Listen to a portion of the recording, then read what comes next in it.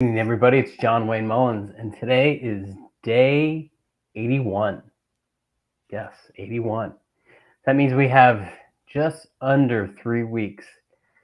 Tomorrow's going to be 18 days, so the end of the year, and I am excited. That means we've done 100 days of going live each and every night, talking about different leadership lessons that I have been learning and experiencing in this season of becoming a new dad.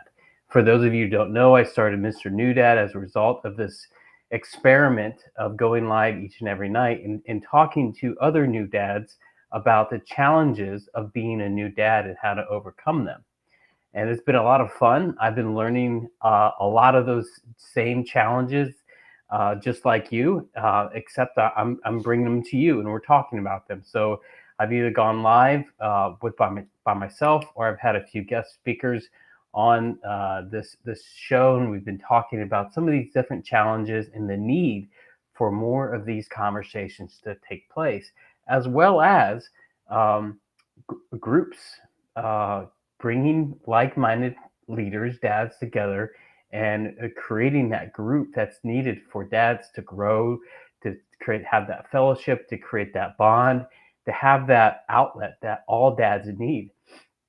And so I'm pretty excited. I'm very excited to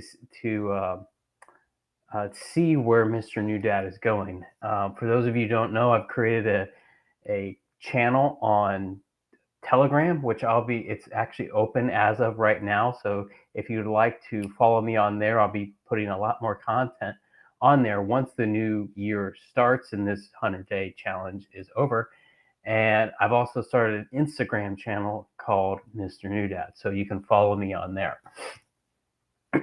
Tonight, we're going to be talking about a topic that is very near and dear to my heart. And those of you who don't know, my background is I am a leadership development coach. I've worked with organizations. I've worked with leaders in every industry, every facet, every demographic, every age group, specifically for leaders who want to become better.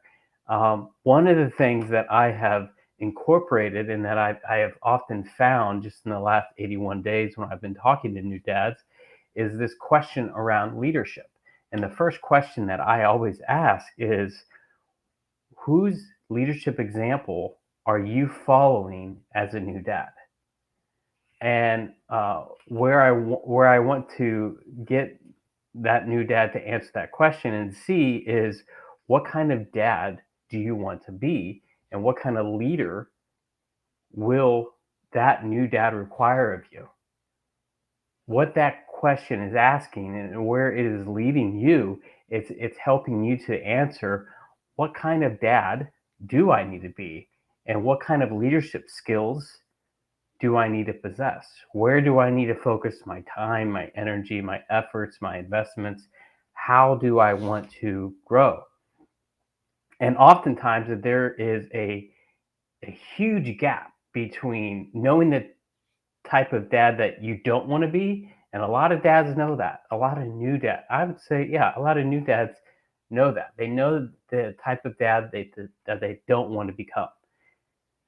But when we get clear and I start asking some probing questions around, okay, that's fine. What kind of dad do you want to become? What type of dad do you need to become, or what type of dad does your wife need to become, or what kind of husband do you need to become? The second question is, and this is kind of twofold, is how are you becoming that dad? So um, the minute you answer those questions, I think it's so important because it gives you as a new dad a starting place. And this is where I see a lot of men get hung up on this idea of, where do I start? I have my responsibilities as a dad. I have my responsibilities as an employee, a business owner, a husband, a community member, um, things around my house. I have all of these responsibilities. When it comes to becoming a dad, or start walking towards that image of the type of dad you want to become, it's overwhelming. And oftentimes, like I said, they don't know, you may not know where to start. Well, I have a solution. Um, is answering this question. Answering that question of getting very clear. Just tell me, John, what kind of dad do you want to become? Like when you think about right now, 5 years, 10 years, 25 years, what kind of dad are you? What kind of dad, what kind of influence do you want to have on your children? How do you want to lead them? And where do you want to lead them? When you think about leadership, it's so important because leadership is influence. I believe that. But where are you leading them? And what example of leadership are you following? So you remember how I said that a lot of men can answer that question. Well, I know what kind of dad I don't want to be, but it's not really too clear on the type of dad that I want to be. So my curiosity is, what happens when that example that you are following is wrong? You're putting so much effort into this type of dad that you don't want to be, that you become that person because you have no vision, you have no clarity, you have no foresight on the type of dad that you want to become. So, let's start talking and getting clear um, on who that dad is. What are his characteristics? What are your strengths? How do you communicate with your son or daughter? How do you communicate your values as a dad in that family? How are you leading yourself in that family? How important are your core values? And are they just core values on the wall, or are you actually living them out? And can your kids see that in you? Leadership is so much about um, following the leader, following the example. People do what people see. It's the law of the picture. People do what people see. And so if I see you doing this as a child, I'm going to mimic that.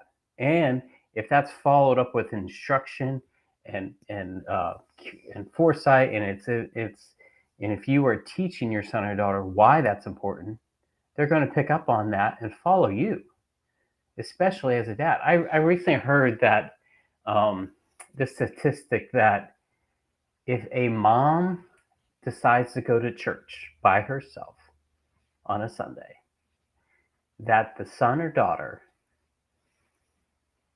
the likelihood, the percentage of the likelihood of that son or daughter will follow that mom or to church is 7%. However, if a dad decides to go to church and goes to church, the likelihood of that son or daughter following him is 93%. Now, I may be off a little bit on my statistics. I heard that a few years ago, but there was a dramatic statistical difference between the likelihood of who that son or daughter is following. And if the dad is choosing to invest in himself, choosing to invest in his family, kids follow the kids are so much more likely to follow dad's example. And so that puts a lot of pressure, that puts a lot of honor, I think. Not pressure, but honor and responsibility on you as dad is what example, what picture are you painting for your children? Now, I'm not trying to make anyone feel judged. I'm not trying to make anybody feel bad, but these are the things that you need to be aware of, dad, because if you're not setting that example, guess who is? Facebook, Instagram, TikTok, culture, society, the internet, Google. And what do you think is out there? I don't even want to imagine, but I can guarantee you this. It's not your core values. Not at all. So if you do want to become that dad that, when your son is 5, 10, or your son or daughter is 5 or 10 or 25, and they're getting married and they're giving their speech and they're talking about just how great of a dad you are, how much you were there, how engaged you were there, how you led them to becoming a proactive, contributing person in their community, in their home, in their church, or wherever. You led them to that place. You led them to those opportunities. You led them to different places where they could grow. That was all because of you. It's a huge responsibility, but I think at the end of the day, it all relies on how intentional you are as dad in investing in yourself, getting clear on those questions that I was asking in the very beginning. What kind of dad do I want to become? What kind of dad do my kids need if I want them to be happy, healthy, contributing, respectful, polite? Have you thought about that? Because I mean, I have an 8-month old, and I think about it every day, and it inspires me to think about the way that I love my wife, the way that I talk to my wife, the words that I use. Even though he's only 8 months old, he's picking up on my actions. In a few short months, he's going to be talking, and if I curse a lot, which I don't, uh, can you imagine? I have a lot of friends who are school teachers, and the biggest complaint, and we're talking grade school, we're talking, first, second grade. Some of the biggest challenges they have is correcting bad language. First graders who are dropping the F bomb, who are saying things that they should not be saying, who are being disrespectful, who are talking back, who are not being polite, who are hitting people. Where do you think they get that from? Who do you think they get that from? What picture are they seeing at home about dad? About the way that he shows up, about the way that he sits down, or the way that he may sit down, get down on the floor and do homework with them, or be engaged, or take them to the park and play, or read a book with him or her at night. It's easy to focus on those negative things, but it's not that hard to show up.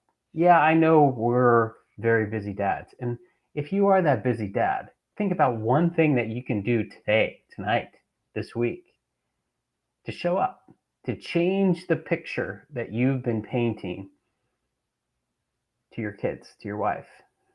Are you aware of your bad habits? Are you aware of the things you do versus the things you think you do?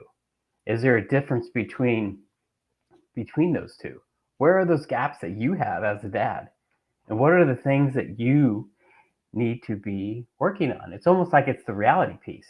Just like I asked a few moments ago, you may have an image of the type of dad you need to be, but what's the reality? Are you that dad? Oftentimes you're not, but you can be. All it takes is a clear goal, a clear image of where you are versus where you want to be. And then you can get accountability, talk to other dads, find fellowship, find other dads who have gone down that path, and find that accountability that you need. Believe me, you're going to need it as you make those changes in your life. And, a lot of times these changes can take months, it can take weeks, it can take a long time, depending on where you're at in your journey. But the point is, are you trying? Are you walking that walk? Or are you just expecting society to teach your kids that? Because I can guarantee you, the culture and society we live in today, even some of the teachers in schools, what they're being taught counters your own personal values. And who's responsible for that kid? Not that school teacher. You are. Your example, your values. So all these things are very important, but it starts with your leadership and how clear are you about the picture that you are painting. So why is all this important? Why we're talking about this? Because it's important. Because a lot of dads are stuck between where they are and where they want to be. And like I said, they're not really sure where to begin. Like I said in the very beginning, I have a solution. I have a couple solutions. One, I work with dads, many dads who are just like you, who are stuck. They're not clear on where they need to be. They're not clear on where to start, and they need that friendship. They need that accountability. They need that coach in their life who can work with them to kind of put all this down on paper and then begin to work on it every day, every week. And you have check-ins, and this is coaching. This is I work, like I said, I work with a lot of one-on-one dads one-on-one, and I help them through this this challenge, these goals, to start progressing towards that dad that they want to be. So that's the first solution. I have those available, and I have about five. Yeah, I have about five openings that I have. They opened up this month, and I'll be starting a new uh, cohort, a new group of guys that I'm looking to work with in January. Now, the other thing that I'm very, very excited about, like I said, follow me, Mr. New Dad, on Telegram or on Instagram, and I'll be posting more about this uh, today, tomorrow, until the end of the year. Because I'm excited about the Mr. New Dad group coaching cohort that is starting the first week of January. I'm taking 12 guys, 12 dads through this 8-week group coaching. We meet every week. We meet on Zoom. They're recorded. You get a different worksheet and different topic every week. I'll be facilitating the conversations and the content, and then I bring it to you as the group, and you get to work on these things together. But you work on them as a brotherhood. You work on them um, as a group, and you get to interact and hear different stories and hear different versions of where this dad is and where you'd like to be, and you get to work on these things collectively, and you are building that brotherhood. Like I said, it's a group coaching program for 8 weeks. I will be launching it the first week of January. If that's something that you would like to learn more about, there are a couple different ways. Follow me on Instagram at Mr. New Dad, or follow me at Mr. New Dad on Telegram. The second thing, you can comment below on this video, or direct message me directly and say, "Hey, John, I'm in. I want to start off the year right. I want to start off. I'm a brand new dad, or you may be a dad that's been, you got a 2 or a 5-year-old. I'm trying to keep it between 0 and 5 years old, and that you're still figuring it out. But you say, John, I want in. I want to be a part of this group. How do I sign up?" That's all you need to say. I'm in.